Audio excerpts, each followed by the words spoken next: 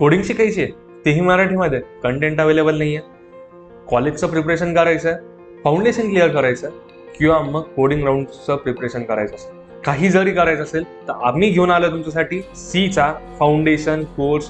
तोही बेसिक पासून तर ॲडव्हान्स लेवलपर्यंत सर्व टॉपिक्स क्लिअर होतील. युनिव्हर्सिटी एक्झाम ओरिएंटेड आपण क्वेश्चन सॉल्व्ह करू, प्रॉब्लेम सॉल्व्ह करू.